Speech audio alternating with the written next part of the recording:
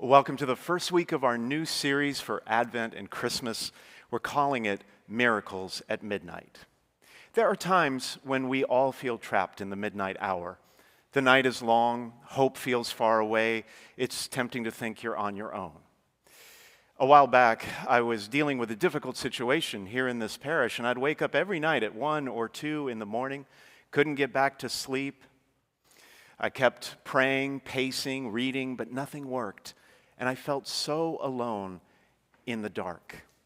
I felt so alone in the dark. This is how we can feel sometimes, alone in the dark. But I have learned that God does his best work in the dark. Just when the night feels longest, that's when his light suddenly breaks through. When he turns our darkest moments into our brightest miracles, just as he did 2,000 years ago when Jesus Christ was born. Today I want to talk with you about something called the inflection point. There are times when your life can shift dramatically from negative to positive.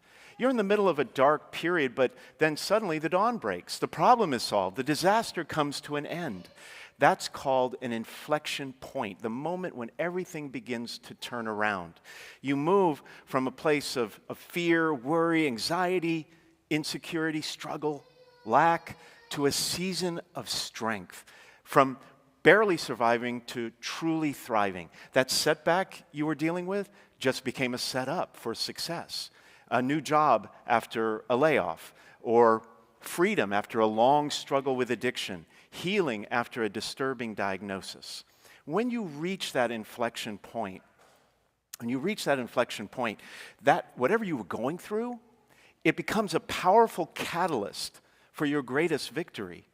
So always look for those inflection points. When you're in the dark, sometimes they're hard to see, just when things are beginning to turn around. Look for and embrace those inflection points because they are designed to launch you into the life you were meant to live. In today's first reading, the prophet Isaiah was writing during a time of political upheaval, moral decline, and great spiritual darkness, about 800 years before Christ. The northern kingdom of Israel was collapsing under the weight of a dangerous threat from the Assyrian Empire. The southern kingdom was wavering between trusting God to fight their battles and protect his people, or making human alliances to protect themselves with foreign nations that did not share their same values. There was a great deal of fear, mistrust, and uncertainty in the air. It was a midnight hour for God's chosen people. But in today's passage that we heard, Isaiah speaks of a turning point, a time when things would begin to improve. Suddenly, shockingly, he paints a vision of peace and restoration. It wasn't reality at that time. It was a prophetic dream, a true midnight miracle in its own right. Isaiah saw a day when all people, all nations would come together and worship the one true God, the Lord of heaven and earth. A day when military weapons would be turned into tools for farming. A day when the light would break and things would be better. A day when war would give way to worship. It hadn't happened yet, but Isaiah promised it was on the way. In his vision, he stood at an inflection point when night was just beginning to turn to day. God was telling his people, this is going to happen. I'm still at work. I'm still in control. My light is coming. But do you know what? He says the same thing to you and me even today. You or someone you love might be going through a dark time. You might be in a dark place right now. Nothing looks right. But rest assured, God has already written your turnaround story. Your miracle is already in motion. And I know it's easy to lose hope, to get discouraged and feel isolated when the night is long and the road is hard. But you know what I do? I look at Scripture. For example, Psalm 119 says, if I say, surely the darkness will hide me and the light become night around me, even the darkness will not be dark to you. The night shall shine like the day, for darkness is as light to you. The psalmist was saying, God is light, and when you walk with him in the dark, you are walking already with the light. You're walking with the light. He is there walking with you, the God of heaven and earth. You don't have to worry. He is walking with you in the light. You know, that trouble in your marriage, it's a long and lonely road, isn't it? It can feel like all the love you had once is dead and gone forever, but there is always a ray of hope. Or that darkness you're feeling, that depression, it feels like darkness is surrounding you or someone you love, and you'll never get out of that deep, dark hole. But again, look at what Scripture says. John chapter 1, verse 5 says, the light shines in the darkness, and the darkness has not overcome it. Here's the key. You have to start walking in the light even before the sun comes up. You have to trust the bright future that God is preparing for you even in the middle of your present darkness. And when you look for that light, Jesus, the light of the world, when you look for that light and when you trust him in faith, you reach out to him in faith, his word will be a lamp to your feet and a light unto your path. You will find the light again. You will come into the light once more. In today's second reading, the Apostle Paul says, it is the hour now for you to awake from sleep, for our salvation is nearer now than when we first believed. The day is at hand. The night is advanced. The day is at hand. Paul was saying, the night is almost over. The inflection point has come. The sun is peeking over the horizon. You can't see it yet, but it's on the way. It's why we can have hope even in the dark. Paul was saying, don't get discouraged.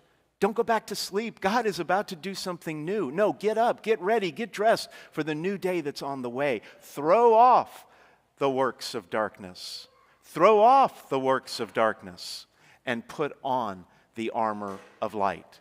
Throw off the works of darkness and put on the armor of light. Live like it's already dawn, like the morning has already come. A couple of months ago, I met with a family who just lost their mother at a relatively young age, and as we always do when we're planning a funeral, I asked them to tell me stories about her life, and they shared with me one particular moment that every parent dreads. Her oldest son, David, was born with something like cerebral palsy. He had a hard time moving his muscles and maintaining his balance. And all through his life, he kept having to deal with health issues related to his condition. It was one thing after another.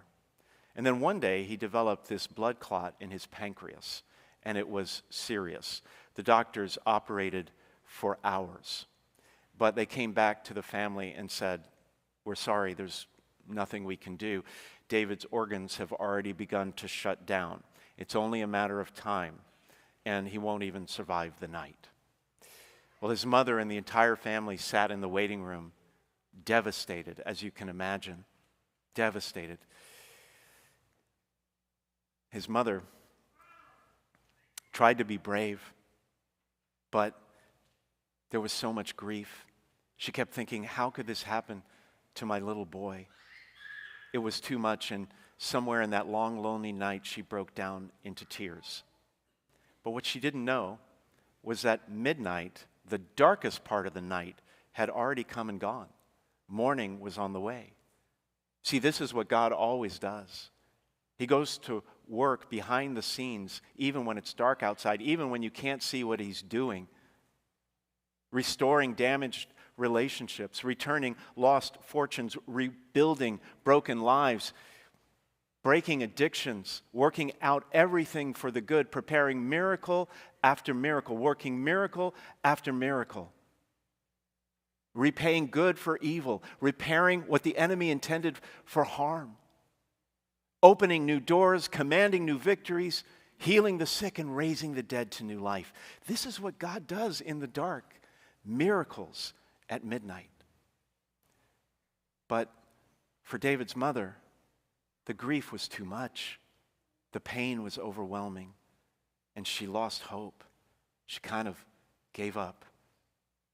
Her daughter, David's sister, kept encouraging her to stay in hope, to keep trusting in the long night, to surrender her fear and anxiety to the Lord of heaven and earth. She said, Mom, God cannot heal David until you give David back to God, meaning surrendering control over the situation. This was her inflection point. She had a decision to make. Would she entrust her precious child to the God that she had never seen, right? None of us, I imagine, have ever seen face to face. Would she keep walking in the dark? Keep looking for the light? Would she stay in faith? These are the same questions you and I have to ask ourselves at every inflection point in our lives. When nothing's going our way, the problem seems too big, the trouble too great. This is when God tests our faith. He's asking, will you trust in me? Will you come to me in the dark? At about 3 a.m, David's mother finally surrendered, gave her baby boy over to God's care, said, God, it's up to you.